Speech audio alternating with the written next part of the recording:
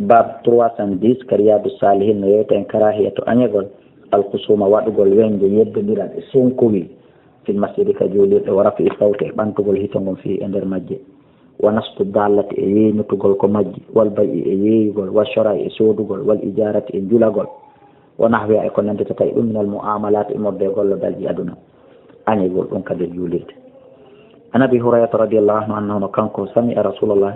o nanine laaɗo allah sallah sallam yaqulu no maaka wo man kam e kala nanɗo rajulan neɗɗo yansudu himo yeynita bo allah tan ko majji fil masjidi ka julirde haray ko haanoɗa wi'ande majjira ɗon falyaqul ko yontigoy la radda allah alayka wata allah jonniti wata allah holliti allah ta yiitu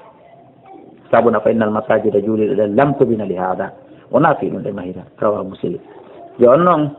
li kulli makani maɓe almusidɓe julɓe no woodi nokkure kala ko gasate wolede minen ɓe faama o hadis si goɗɗo majjirama goɗɗum a gollitiri o hadis hakkude amen minen ɗon a heɓay bante a heɓay kuddi a heɓay sokede e ko nandita tawi min ayi ko ya eto ha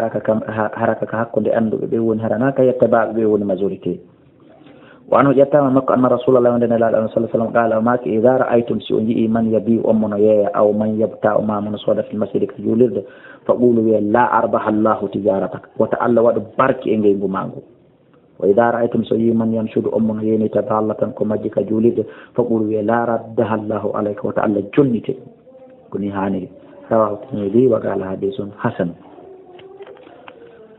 kono wiɗen ka hikma si tawi hiɗa andi mi anda min abdoullahi kala ko ya noddan sera andinalan haray ɗum ɗo waɗatake andi ko hanuno ko ya wi'an ɗum ɗo ko haɗi piya ko ɓa hiɗa andi mi anda en fami ka wa an buraydata radiallahu anhu anna rajulan wonde no gorko nasada o yeynutu no fil masjidi ka juuride ko majji fa qala man da'a ila al jamal al ahmar ko hombo nodditi faade mbaɗo ngeloba boɗewa fa qala rasul sallallahu alaihi wasallam maki la wajatta wata yi'umba allah ta yiitumba innama buniyatil masajid andu ko juulide ɗe mahira lima buniyat lago ko ɗe mahira fi mum ko juula janga janto inde allah rawah muslim wan amr ibn shu'aib an abihi an jaddihi radiyallahu anhu anna rasulullah sallallahu alaihi wasallam nahaɓe haɗi few an shira'i sodugol wal bayi e yeeygol fil masjid ka julide wan tun shada ende yeynitete fihi e nder majje ballatun ko majje aw yun shada mande yeynitete fihi e majje shiru aw yun shada kan mande yimete ay ɗa ko tun shaɗa ɗo ko yun shaɗa mande yimete fi ka nder juulude shi'irun gimi rawahu abi dawud at-tirmidhi wa qala hadithun hasan wa an sa'id ibn yazid as-sahabi radiyallahu anhu qala wi kuntu milatka fi al-masjid ka julirde fa hasabani rajulun e gorko go wonde am batti lalle go men battude fa nazartu min dari fa ida umar tawi ja ko sunna umar ibn al-khattab radiyallahu anhu fa qala idhab yaw fa atini addana bi hadaini be dadi do فجئته من أدني وبهما بندنا يمين نانجي من أد فقال من أين أنتما أنا تقوم بهون كنت يودو فقال أجابي من أهل الطائف كمن الطائف فقال سيدنا عمر مات لو كنتما هرأ لاتن من أهل البلد كن جاء بين لي مدينة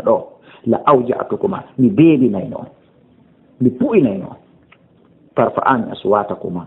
هابانتم بمعنى ببيئنو هاولون تونو هيتوجي مدن ono tarfa ani ono yiɗon ɓanta aswata koma hitoji mon fi masjidi rasulillah ta julirde nelaɗo allah sallah sallam allah walli ko on hoɓɓe mi piƴayno rawahu al-bukhari kono al-bukhari ko fille hadis